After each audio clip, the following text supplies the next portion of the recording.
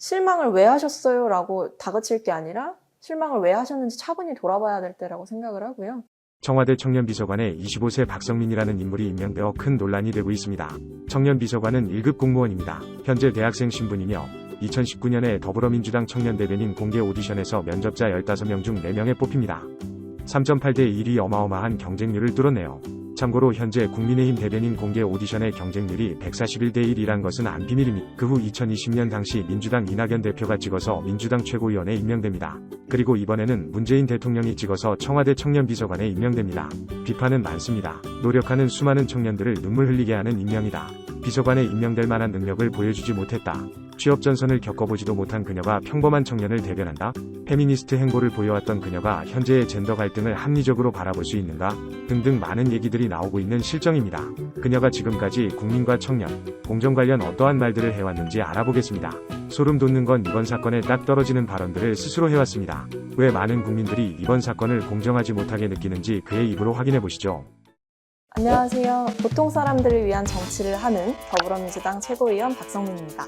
그냥 우리끼리 좋은 게 좋은 거지라고 하는 정치는 사실 결국엔 국민들과 괴리될 수밖에 없고 정치권에 계속해서 국민들께서 제기하셨던 불만을 무시하는 것밖에 되지 않아요. 좋은 정치는 거대한 정책이나 화려한 메시지가 우선되기보다 그 이전에 기본적으로 우리 국민들의 아픔에 공감할 수 있는 그 진정성, 그 공감력에서 출발하는 것 같아요. 민주당의 정책에 공감이 가지 않고 민주당에서 나오는 발언들이 불편하시겠죠. 실망을 왜 하셨어요? 라고 다그칠 게 아니라 실망을 왜 하셨는지 차분히 돌아봐야 될 때라고 생각을 하고요.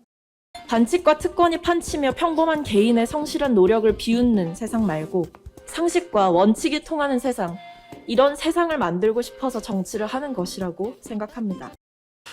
더불어민주당이 이번 선거에서 참패했습니다. 네. 박성민 최고위원이 보는 참패의 이유가 어디에 있다고 보시나요?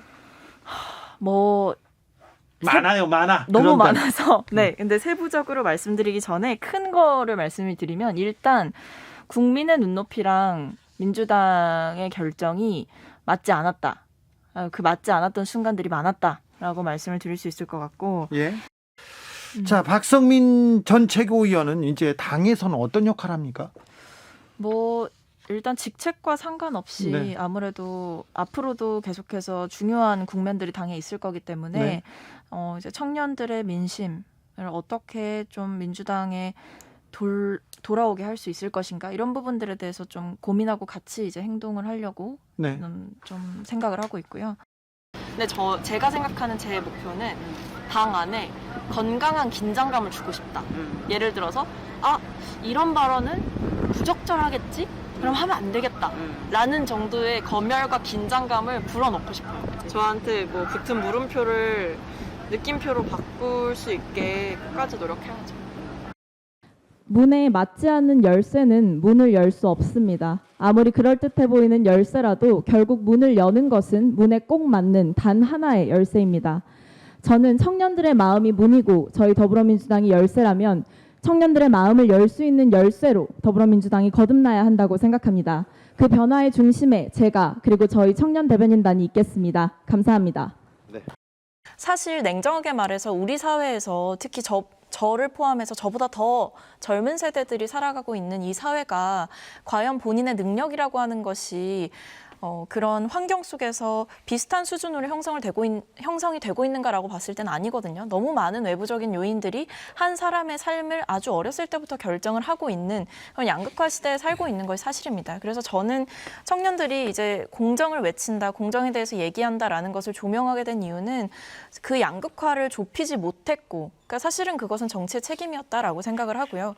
그 불공정하게 배분되고 있는 권력이나 사회적 자본들에 대해서 시정할 만한 유능한 대안을 내놓지 못했기 때문에 결국에는 다시 한번 공정이라는 굴레 속에서 그럼 다 똑같이 나누는 것이 답인가? 이런 질문을 스스로에게 하게 되면서, 혹은 똑같은 결과의 평등을 바라지도 않을 테니까 그냥 똑같은 환경에서 경쟁만 할 수 있게 해달라. 차라리 그러면 내가 억울하지만 눈물을 흘리겠지만 그래도 괜찮다. 똑같은 기회에서 한번 도전해볼 수 있는 기회가 찾아온다는 거. 그러니까 그런 것들이 저는 사실은 시험이라는 것들 아니면 경쟁이라는 것들이라는 단어를 통해서 공정까지 도달을 하게 되는 것 같다라는 생각이 들어서요.